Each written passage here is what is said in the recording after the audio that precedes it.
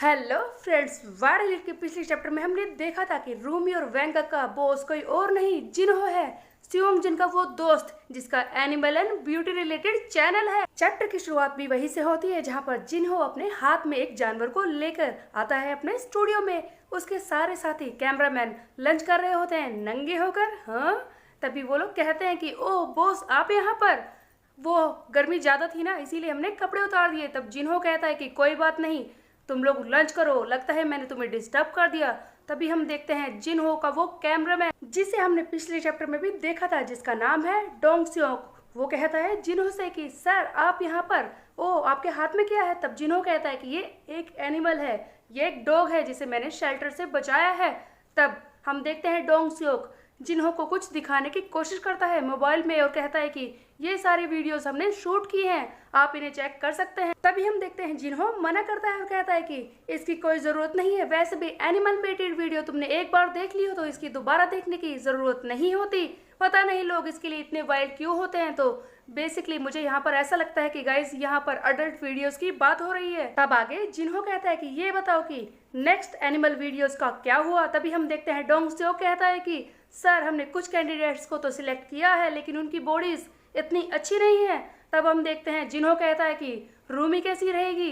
तब इस पर डोंग सियोंग कहता है कि क्या सर रूमी, लेकिन अभी तो वो बहुत छोटी है, बहुत ही यंग है। तब जिन्हो कहता है कि इस बात से क्या फर्क पड़ता है, एनिमल चाहे यंग हो या फिर बड़ा, वो एनिमल ही होता है। इसका मतलब जिन्हो की नज़र में एनिमल और इंसान का कोई मोल नहीं है। तभी हम देखते हैं आगे डोंग सियोंग कहता है कि सर इस बारे में तो मैंने सोचा ही नहीं था, वो रूमी जितनी यंग होगी लोगों को उतना ही ज़्यादा मजा आएगा।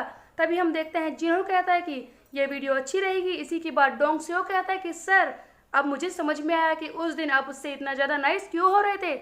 इस पर जिन्हो कहता है कि क्या तुम्हें ऐसा महसूस हुआ था कि मैं इसीलिए उससे नाइस हो रहा हूँ। मैं उससे नाइस इसीलिए हो रहा था जिस वजह से मैं इस डॉग से नाइस हो रहा हूँ। तभी हम देखते हैं जिन्हो उस डॉग को हाथों में लेता है और कहता है कि देखो इसे, इनमें से एक अगली है और वो सुंदर है, लेकिन इस बात से क्या फर्क पड़ता है, मेरे लिए दोनों ही एनिमल्स हैं। नेक्स्ट सीन में हम देखते हैं दो लड़के किसी के बारे में बात कर रहे हैं। वाह कितने सुंदर है। हम देखते हैं बूमी को जो कॉफी लेकर आ रही थी।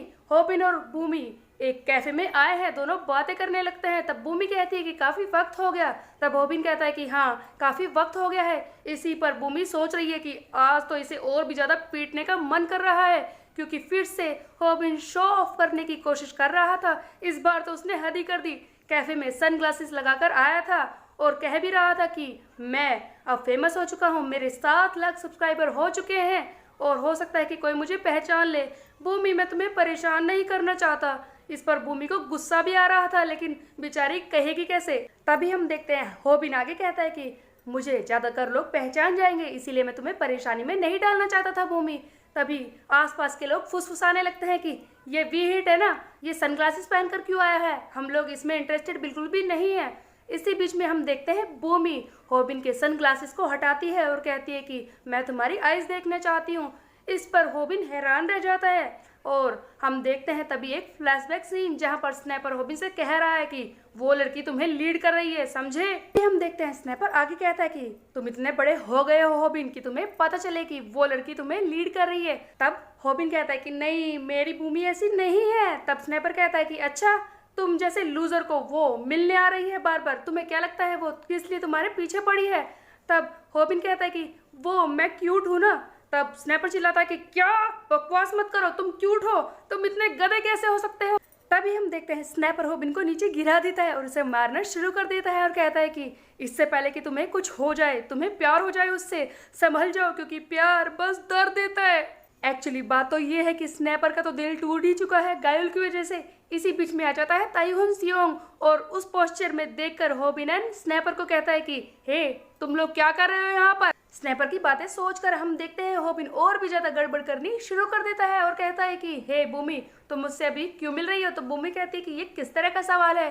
बूमी होबिन की हरकतों से अनोय हो जाती है और कहती है कि मुझे डिसअपॉइंटिंग सा फील हो रहा है इस वक्त। इसी बीच में हम देखते हैं वहां पर आ जाता है जिन्हो एंड रूमी। जिन्हो अपने दूसरे रूप में वहां पर आया है और बातें शुरू हो जाती है। रूमी चिल्लाती है कि तुम यहाँ पर क्या कर रहे हो। तब होबिन कहता है कि ये सबसे पॉपुलर कैफे है, तुम यहाँ पर क्या कर रही हो। तभी हम देखते हैं होबिन भूमि की तारीफ करने लगता है, जिसे देखकर रूमी को जलन होने लगती है। एक्चुअली वो बार बार वही बातें सोच रही थी कि अगर तुम्हें इसी के साथ रहना था तो मुझसे ऐसे नाइस क्यों हुए, लेकिन होबिन को किसी बारे में पता ही नहीं है। आगे होबिन जिन्हो से कहता है, मिस्टर लैंडलॉर्ड मैं आपसे कुछ पूछना चाहता हूँ। तब जिन्हो कहता है कि हाँ बताओ वो क्या बात है।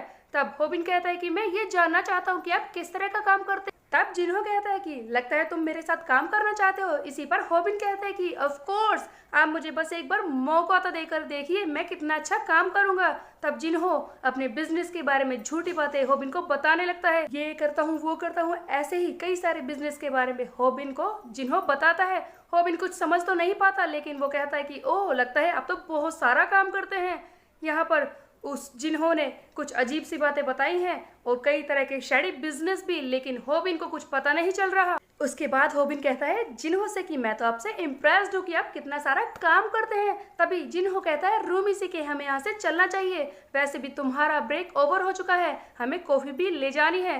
दोनों वहाँ से जाने लगते हैं। तब होबिन चिल्लाता है कि हे रूमी इसे जाने मत देना, तुम अच्छे लगते हो साथ में। तब रूमी कहती है कि बकवास करना बंद कर। तभी होबिन फिर से कहता है कि एज तो बस नंबर होता है। वो दोनों वहां से चले जाते हैं। तब होबिन सोच रहा है कि ये दोनों साथ में कितने क्यूट लगते हैं। बेचारा होबिन अच्छा ही सोचता है, लेकिन लड़कियां उससे फिर भी परेशान हो चुकी हैं। नेक्स्ट सीन में हम देखते हैं जिन्हो को जो जॉगिंग कर रहा होता है और अपने फोन पर बात भी कर रहा होता है कि हमने रूमी के लिए वो डेट सेट कर दी है ना, उसी दिन शूटिंग होगी।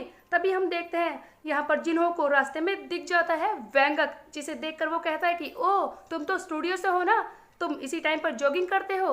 तब वैंगक कहता है कि हाँ। इसी बीच में जिन्हो सोचने लगता है कि एज एक्सपेक्टेड ये मुझे नहीं पहचान पाया।